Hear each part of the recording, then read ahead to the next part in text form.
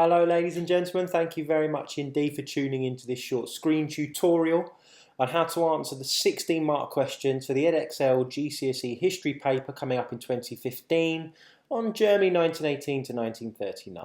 So let's get into it, shall we? Okay, 20 mark essentials.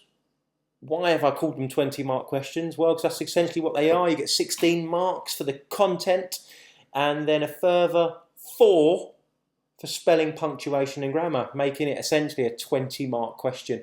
How long should you spend on it? Well, about 25 minutes, no more than that, so you leave sufficient time for your other questions. It will be the final question on the Germany paper.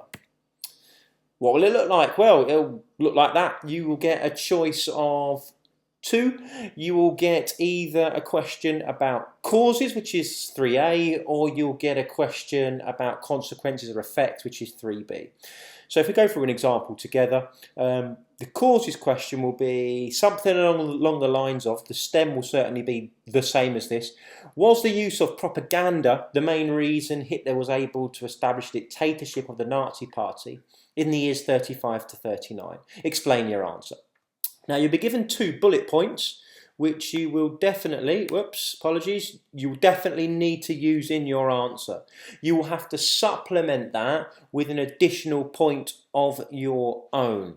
So you will have to use, in this instance, propaganda. You would have to use the police state. You could also use, for an example, you could use the Enabling Act to show how Hitler, in law, enabled himself to become a dictator by ruling out other parties, banning the communists, allowing him to circumvent the Reichstag, etc. A consequence question, an example there was, were the attacks on Jewish businesses the worst effects of Nazi persecution of the Jews in the years 33 to 39? So again, you'll get 2 bullet points which you must use. You'll also have to add an example of your own. So always be thinking, use the 2 bullet points, and use at least 1 example that you bring to the table. All right. How do you structure, or how could you structure a potential answer? Well, you've got 3 options, I think. You can either go for the first option where you talk about, well, you introduce it, then you basically go numerically. So you go bullet point 1, bullet point 2, then add your own factor. Then you make your judgment on which of those was the most significant, either cause or effect. You could do priority ascending, where you introduce and then you start with your least significant, then go to your second most significant, then finish with your most significant, then give your judgment. Or you could do priority descending, where you start with your most significant and finish with your least significant before giving your final judgment. Now, there's benefits and disadvantages with each of those, and none of those are necessarily more correct than the other. Just bear in mind, if you do the first one, the bullet point structure, where you go bullet point 1, bullet point 2, then your own factor, it can make it a bit messy for the examiner when you're trying to show which one of those is most significant. Because it might be the case that bullet point 1 is your third most significant, bullet point 2 is your first most, and your own factor is your second. And it can just look a bit messy on the page, but what it will mean as the advantage is you don't forget to leave one of the bullet points out, so it's nice and clearly structured. Priority ascending or descending, you're putting those in sort of order of significance, either most significant to least or least to most. Just remember with that, whilst it looks nice and clear for the examiner on the page which of those is your most significant, don't forget to include your 2 bullet points and your own factor. Some candidates, if they're doing those structures, forget to include that. So they talk about which is most significant, but they might do like 3 of their own points and don't include the bullet points, which you must. So just bear that in mind. There's no right or wrong way. Me personally, which one would I go for? I always go for one of the ascending or descending, usually priority descending. I start with my most significant, end with my least. It just looks really, really clear on the page for me, but you choose which one you want to go with. Success criteria of the mark scheme, then what does it say you must do? Let's go straight to level 4, between 13 and 16, and see what that says, because that's where we all want to end up. We all want an A or an A star, don't we? So let's go straight there. You need to prioritise the causes or consequences, depending which question you're doing, 3A or 3B, or you need to highlight the links between those factors. Now, what does it say? You need to show a relationship between a range of causes or consequences. You must consider at least 3 causes or consequences, and make comparative and make comparisons of the relative importance of two of them, so show which ones are the most important, how one is more important than the other, in reaching a judgment. You can get 15 to 16 marks for a judgment of the relative importance of two of those, so which priority they're in, or showing links between three. If you don't explain or explore an additional point beyond the bullet points or stimulus that you've got, you're capped at 12. So make sure you do include a point of your own. So the key thing there is you need a judgment which explains the priority of at least two of them, and you're going to need to show the priority order or the relative significance of those, all right? Spelling, punctuation and grammar, where if you're just consistently accurate and you use specialist terms and everything's all good in that box, using apostrophes when they need to be used, etc., you'll get 4 marks. So basically 4 marks for free. Excellent. The key things to remember to break that down. You need to discuss both the bullet points plus one factor of your own. Each of those points needs to be equally rich in relevant contextual knowledge and explanation. You can't have any one of those three as the poor relation of the other two. They all need to be well explained. They all need to be backed up with facts, stats, figures, statistics, relevant contextual knowledge, which shows to the examiner that you know what you're talking about. Because bear in mind, it is a knowledge-based paper. So you need to explain and use that relevant contextual knowledge, which is factually accurate and precise. Try and link the factors together as you go to show that there's some connection between them. Another factor which shows the negative effect of the Great Depression was, that sort of thing. So try and link them together as you go. You need to explain the priority or the relative significance, it's the same thing, of the factors in detail in your conclusion. Just stating the order of significance will not be enough. So you need to explain why you have put one as your most significant, why your second is your second, and why your third is your third, in detail, and justify your decision.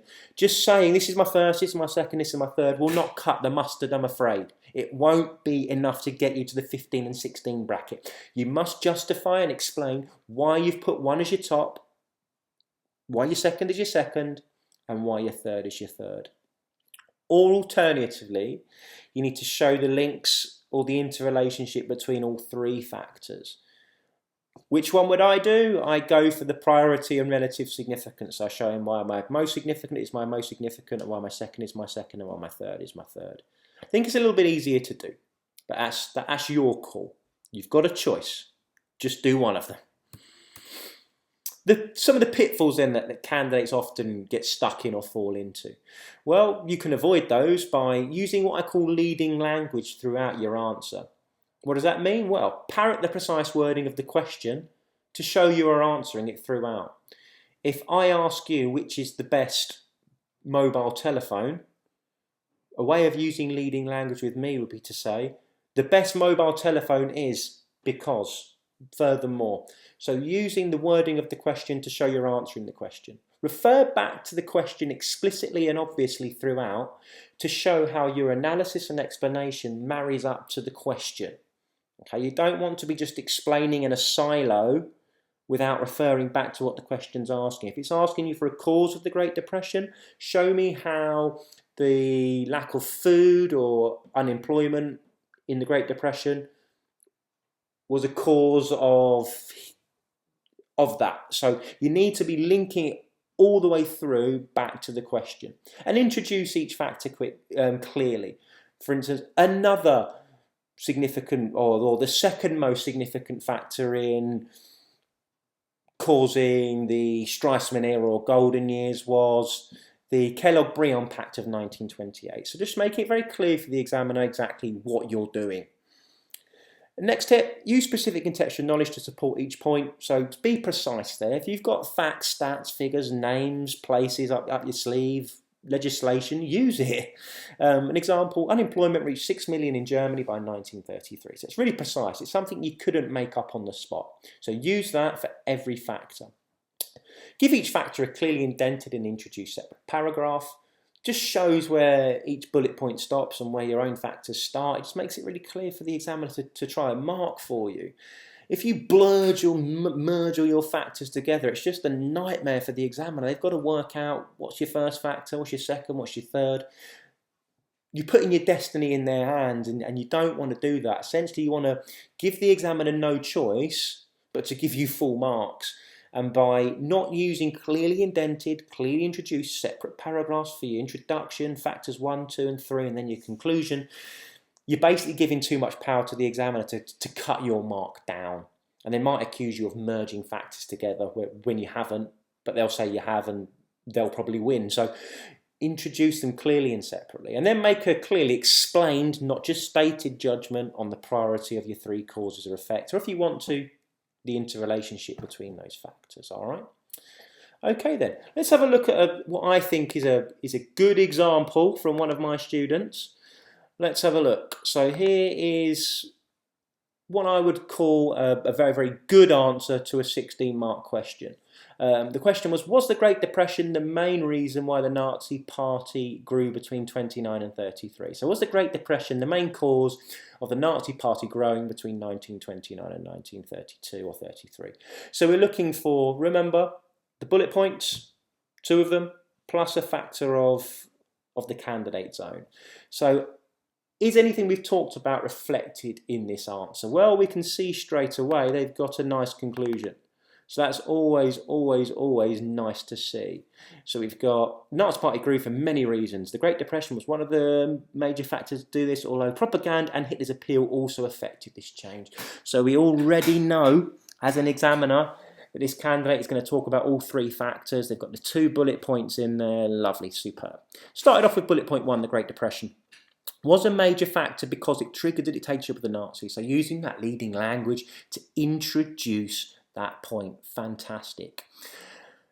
Have they got any specific contextual knowledge? Ooh, yes, they have. They're talking about the price of bread, people looking for a saver. They're giving a nice precise figure there, which is really, really good. Excellent, nice specific contextual knowledge. They've explained it here. This is why the Great Depression was so significant. So they're already starting to talk about the priority of factors, which is great, but also referring back to the question, using that leading language to show how their analysis is orientated to the question. Quantitatively, well, that's quite a good amount to write. It's great. Just probably on the sort of minimum side we'd be looking for, considering you've got 25 minutes.